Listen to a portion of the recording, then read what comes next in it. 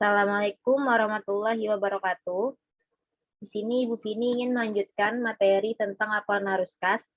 Yang kemarin kita sudah membahas laporan arus kas metode langsung. Nah, kalau misalnya di metode langsung, berarti yang kita lihat buku besar, akun cash. Tapi kalau misalnya metode tidak langsung, berarti yang kita lihat perbandingan neraca. Nah, di sini, untuk 6 juta, 12 juta, sampai 30 juta, kita lihat itu dari soal penginapan Puspita. 1 Desember 2020. Nah, di sini kita lihat, nah kita pindahkan ke sini. Nah, yang ini 31 Desember 2020 dapat dari mana? Kita dapat dari neraca lajur. Nah, di sini neraca lajur bagian kolom neraca. Debitnya ada akun cash, akun receivable, supplies, land building, dan seterusnya sampai pitas drawing sebesar 2 juta. Nah, kita pindahkan. Habis itu, kalau misalnya udah kita pindahkan nih, kita bikin selisihnya. Nah, di sini kita tulis selisihnya. Kita tulis mutasi. Nah, di sini untuk selisih akun cash, 1 Desember ada 6 juta. 31 Desember ada 12.825.000. Berarti ada selisih, berarti ada kenaikan sebesar 6.825.000. Nah, di sini kita tulis kenaikan. Selanjutnya untuk akun account receivable. Untuk akun account receivable 1 Desember itu ada 12 juta. 31 Desember ada 4 juta. Berarti ada selisih. Ada penurunan sebesar 8 juta. Sini kita tulis penurunan. Untuk akun supply selanjutnya, 1 Desember itu ada 250.000. Untuk 31 Desember itu ada 200.000. Berarti ada penurunan sebesar 50.000. Ini kita tulis penurunan. Untuk akun selanjutnya, akun land. 1 Desember itu ada 15 juta. 31 Desember ada 15 juta. Berarti tidak ada selisih. Berarti kita lewat aja. Nah, untuk akun building sama, dia nggak ada selisih. Untuk akun selanjutnya, accumulated depreciation of building. Nah, di sini 1 Desember itu ada 4.800.000. Untuk 31 Desember ada 9.600.000. Berarti ada kenaikan di akumulasi penyusutan gedung sebesar 4.800.000.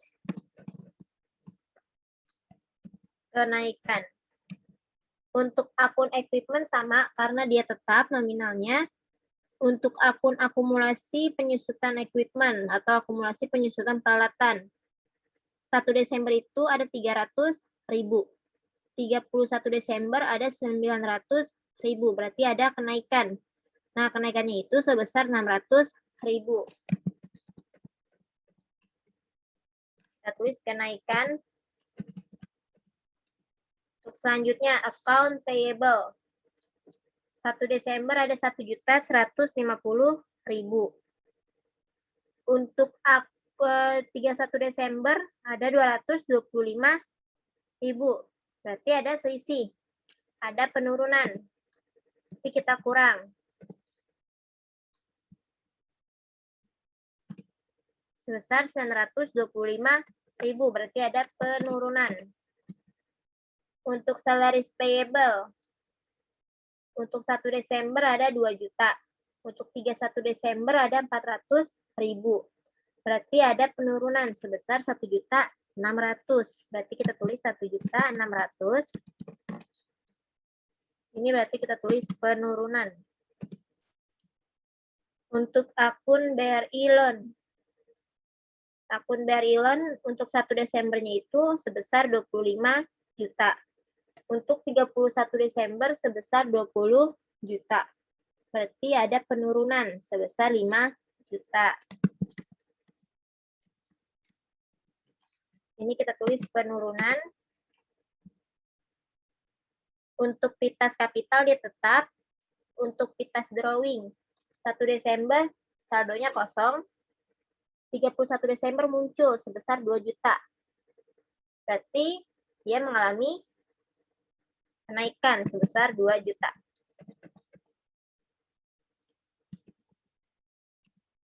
Nah, untuk metode tidak langsung, kita menggunakan laba bersih sebesar 2.900.000.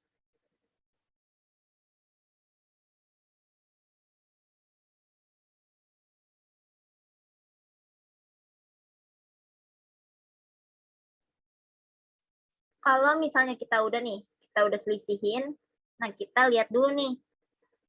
Untuk saldo normal, kita tulis di sini saldo normal. Ini kita tulis arus kas. Ini untuk akun aset lancar. Ini debit, ini kredit. Ini kenaikan, ini penurunan. Nah, untuk akun yang pertama, aset lancar. Aset lancar. Nah, di sini kalau untuk aset lancar, bertambah di debit, berkurangnya di kredit. Kalau untuk aset tetap sama, bertambah debit, berkurang kredit. Untuk akun selanjutnya, akun kontra, yaitu akumulasi. Akumulasi penyusutan. Kalau misalnya bertambah di sebelah kredit, berkurang di sebelah debit. Untuk akun kontra yang lain yaitu allowance atau kerugian piutang. Bertambahnya di kredit, berkurangnya di debit. Untuk akun utang atau liabilitas. Kalau bertambah di kredit, kalau berkurang di debit. Untuk akun selanjutnya, ada modal atau ekuitas. Bertambah di kredit, berkurang di debit.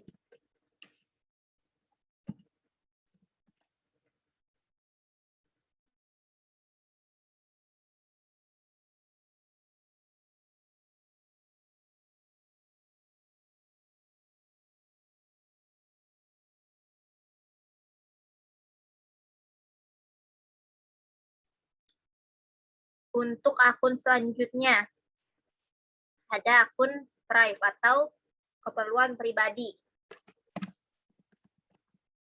Kalau private bertambahnya di debit,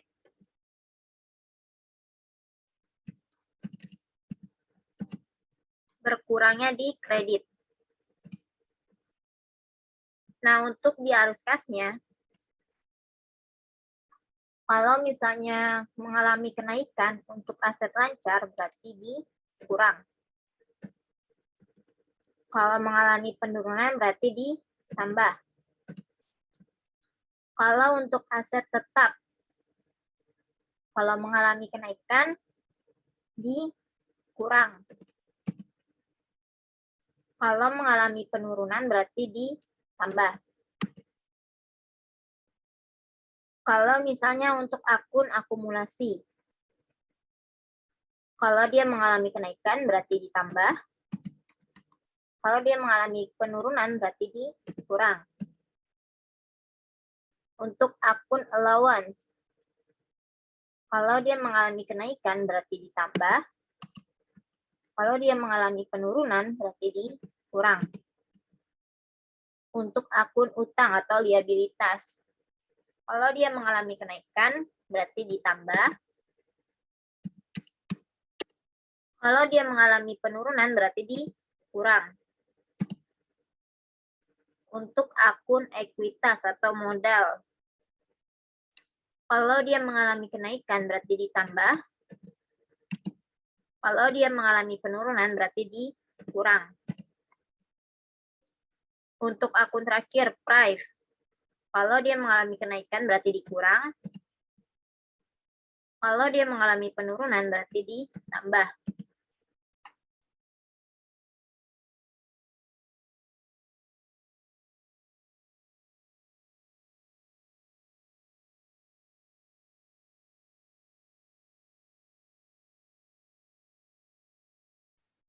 Nah, selanjutnya kalau misalnya udah kayak gini, kan di sini ada tulisan keterangannya ya. Kenaikan, penurunan, penurunan, kenaikan, kenaikan gitu kan. Nah, langsung kita masukin ke arus kas metode tidak langsung. Di sini kita tulis arus kas dari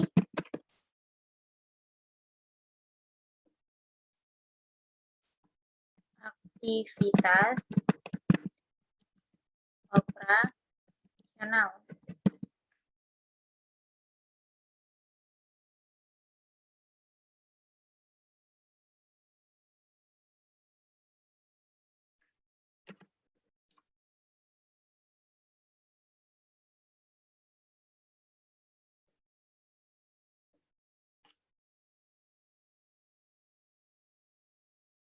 Nah, selanjutnya kita tulis di sini, kita kecilin dulu.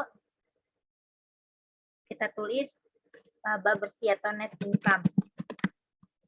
Bersih aja, laba.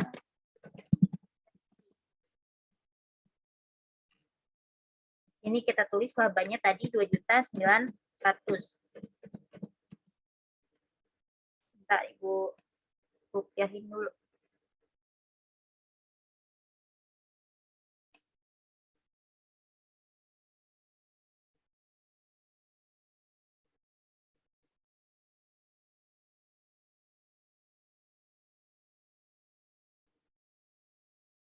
Nah, kalau misalnya laba bersihnya udah kita tulis, baru kita cari yang operasional. Nah, di sini yang operasional itu, yang pertama ada penyusutan. Akumulasi depreciation of building. Kita singkat aja.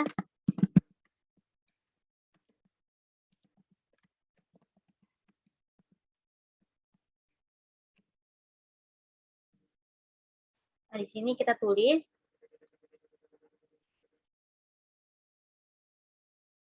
untuk akumulasi, dia mengalami kenaikan 4.800.000. Berarti kalau untuk di arus kas, kalau dia mengalami kenaikan berarti ditambah. Di sini berarti kita tambah 4.800.000. Untuk akumulasi yang kedua,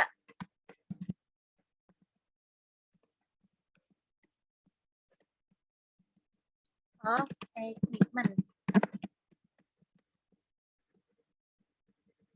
Di sini untuk equipment kita lihat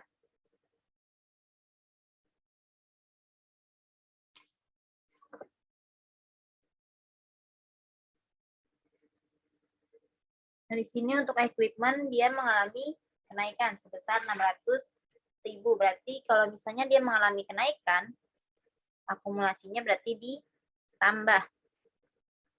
Langsung kita tambahin di sini sebesar 600.000. Nah, selanjutnya untuk account receivable. Account receivable. Nah, di sini untuk account receivable kita lihat account receivable itu termasuk aset lancar.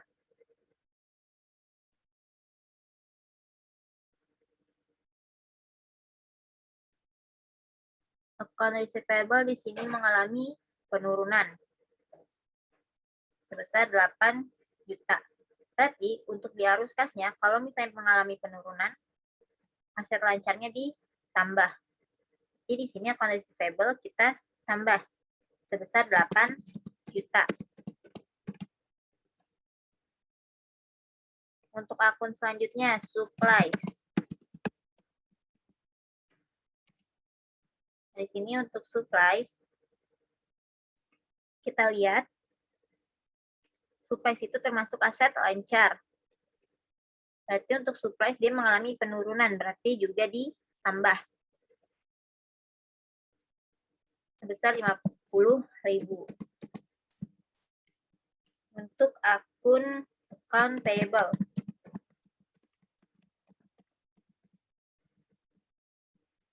kita lihat di sini perbandingannya. Account payable dia mengalami penurunan. Berarti kalau dia mengalami penurunan, berarti kalau di arus kasnya berarti juga dikurang. Berarti di sini kita minus sebesar 925.000. Untuk akun selanjutnya salaries payable.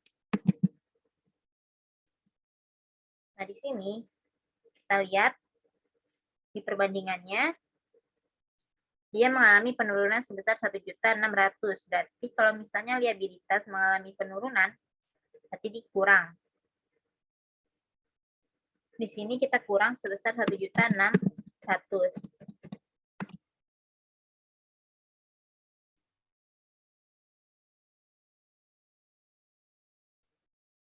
Nah, selanjutnya nih, untuk salaries payable udah.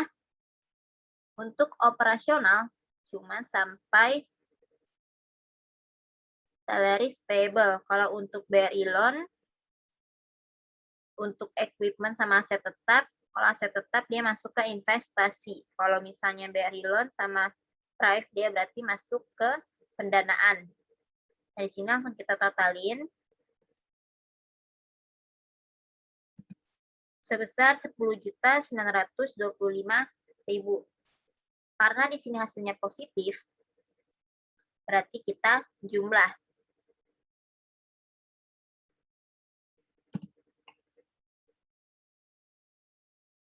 Jadi di sini kita tulis jumlah arus kas dari aktivitas operasional. Untuk arus kas dari aktivitas investasi selanjutnya. Arus kas dari aktivitas investasi. Nah, kita lihat di sini. Kalau arus kas dari aktivitas investasi berarti yang berhubungan dengan aset tetap. Nah, di sini untuk aset tetap dia nominalnya tetap 1 Desember sama 31 Desember. Berarti ya kita masukin karena nilainya tetap. Berarti di sini kita strip. Untuk untuk selanjutnya arus kas dari aktivitas pendanaan. Nah, di sini kita lihat. Untuk penerimaannya dia nggak ada. Berarti langsung kita ke BRI loan. Di sini kita tulis BRI loan. BRI loan kita lihat perbandingannya. Dia mengalami penurunan sebesar 5 juta. Kalau liabilitas mengalami penurunan, berarti dia dikurang. Jadi di sini kita tulis minus 5 juta. Selanjutnya yang terakhir akun Prive. Karena di sini dia mengalami kenaikan,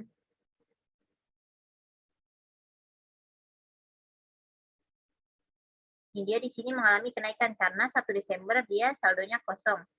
Nah, 31 Desember baru muncul akun Vitas Drawing atau Prive.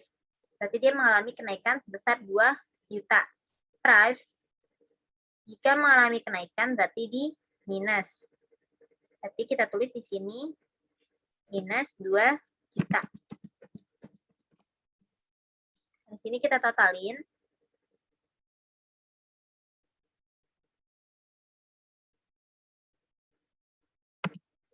Berarti totalnya minus 7 juta. Berarti ini namanya jumlah arus kas dari aktivitas pendanaan. Nah, di sini kalau misalnya udah, kita totalin. Yang aktivitas operasional ada 13.825.000 untuk investasi kosong, dan untuk pendanaan minus 7 juta. Berarti kita totalin. Total terakhirnya 6.825.000. Jadi di sini ada net increase in cash.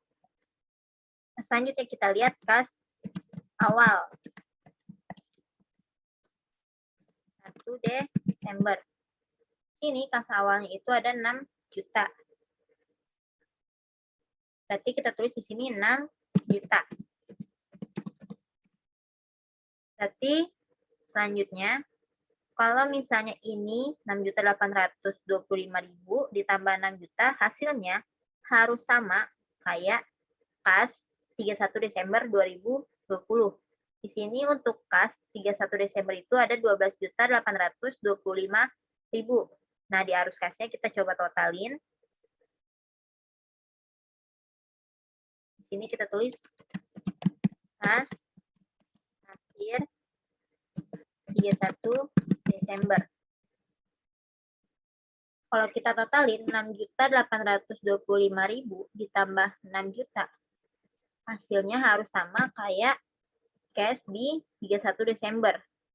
Di sini 12.825.000, di sini 12.825.000. Berarti sama. Berarti untuk metode tidak langsung sudah selesai sampai ketemu saldo untuk kas 31 Desember 2020. Nah, sampai di sini Ibu harapkan kalian paham apa yang Ibu jelaskan. Nah, kalau misalnya udah, kalian jangan lupa kerjakan yang CV Jaya.